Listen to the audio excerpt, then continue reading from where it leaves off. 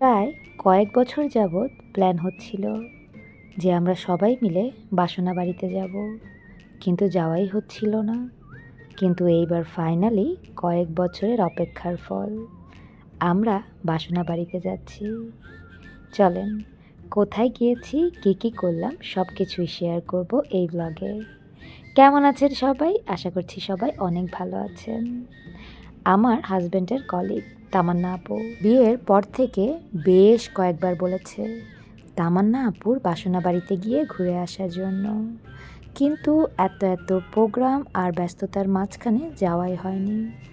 শুধু যে আমাদের ব্যস্ততা তা কিন্তু না, তামান্না আপুর মাও একটু অসুস্থ হয়ে পড়েছিল। সব কিছু মিলে আসলে যাওয়াই হয়নি, সবাইকে একসাথে পাওয়াই যেত না। কিন্তু এবার ফাইনালি আমরা সবাই মিলে চলে গিয়েছিলাম বাসনা বাড়িতে, তামান্না আপুর বাংলো বাড়ি। ঢাকার মধ্যে মনে হচ্ছিল এক টুকরো স্বর্গ। হ্যাঁ, এইটা অনেক পুরনো বাড়ি। তামান্না আপুর বাবা ছিল মুক্তিযোদ্ধা আর মা ছিল লেখিকা। তারা 3 বোন 3 ভাই। 3 ভাই আর্মি অফিসার, এক বোন থাকে অস্ট্রেলিয়াতে, আর তারা 2 বোন একসাথে থাকে এই বাংলো বাড়িতে। তামান্না আপু 2 তলায় থাকতো তার মায়ের সাথে, আর নিচতলায় থাকে তার বড় বোন। এত বড় বাড়িতে তামান্না আপু এখন একা থাকে। তামান্না আপুর মা এখন আর নেই। সে যখন বেঁচে ছিলেন সে কয়েকবার বলেছে আমরা যেন যাই, কিন্তু ওই যে হয়তো আমাদের ভাগ্যেই ছিল না তামান্না আপুর মায়ের আতিথেয়তা দেখার। সে বারবার বলছিল আজকে আমার মা থাকলে ভীষণ খুশি হতো, কারণ তামান্না আপুর মা নাকি গেস্ট অনেক বেশি পছন্দ করত। সে যখন বেঁচে ছিলেন, যখন তামান্না আপুর সব ভাই বোনেরা একসাথে হতো, এই খাবারের গোল টেবিলে নাকি ভীষণ গল্প হতো। কখন যে রাত হয়ে যেত কেউ বুঝতেই পারতো না। সেগুলোর গল্পই শুনছিলাম এই খাবার টেবিলে বসে। আমাদের জন্য বেশ আয়োজন করা হয়েছিল। শুধু যে আমরা গিয়েছিলাম তা কিন্তু না, তামান্না আপুর আরও বেশ কিছু কাছের কলিগরাও গিয়েছিল। বেশ ভালো সময় কাটিয়েছি আমরা সেই দিন। খাবারগুলো সবাই একসাথে বসে বেশ এনজয় করেছি। এরপর তামান্না আপুদের গাছে এত এত ফুল, সেইখান থেকেই রুদ্রম আমার কানে একটা ফুল গুজে দিল। বারবার বলছিল মা আমি তোমাকে এসো ফুল গুজে দেই। এরপর আমরা সবাই মিলে একটু ছবি নিচ্ছিলাম আর বাকি সবাই গল্পে মেতেছিল। যেহেতু তারা অফিস কলিগ ছিল, তারা বেশ গল্পে জমেছে, আর আমরা বউরা নিজেদের একটু প্যাম্পার করছিলাম, মানে টাইম পাস আর কি। পর হঠাৎ করেই বৌদি বলল চলো মন ছাদে ঘুরে আসি। আমিও গাছ ভীষণ পছন্দ করি, তাই আর 1 সেকেন্ডও দেরি করিনি, চলে গিয়েছিলাম ছাদে। ছাদটা দেখে আমার জাস্ট মনটা জুড়িয়ে গিয়েছে।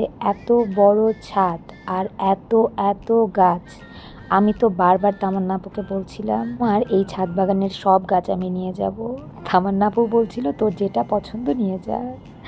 এরপর আমাদের শুরু হলো গানের গল্প, যেটা অলরেডি আমি আপনাদের লাইভে দেখিয়েছি।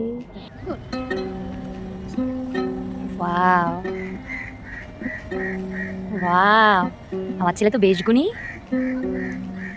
ভীষণ সুন্দর সময় কাটিয়ে এবার হচ্ছে চায়ের গল্প। সবাই আমরা চা ভীষণ পছন্দ করি, আর একসাথে হলে তো চাটা লাগবেই। আমি দুধ চাটাই নিয়েছি, কারণ আমি ভীষণ পছন্দ করি, কিন্তু সচরাচর খাওয়া হয় না। চিনি ছাড়াও যে চাটা এত মজা করে বানিয়েছিল তামান্না আপুর হেল্পিং হ্যান্ড সত্যিই মুখে লেগে থাকার মতো।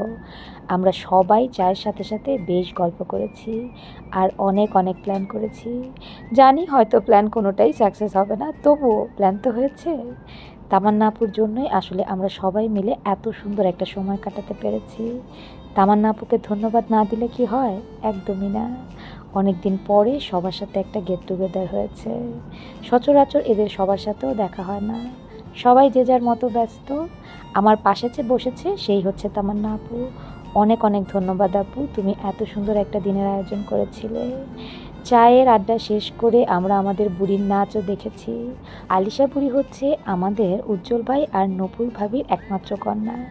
সে সবার সামনে এত সুন্দর কনফিডেন্টলি ডান্স করলো, আমি তো জাস্ট তাকিয়ে দেখছিলাম। এরপর আমরা সবাই মিলে গল্প করতে করতে আইসক্রিম ব্রেকও নিয়েছি। করে সবার সাথে এতদিন পর দেখা হয়ে ভীষণ ভালো সময় কাটিয়েছি। আপনাদের কাছে ভিডিওটা কেমন লাগলো জানাবেন। ধন্যবাদ।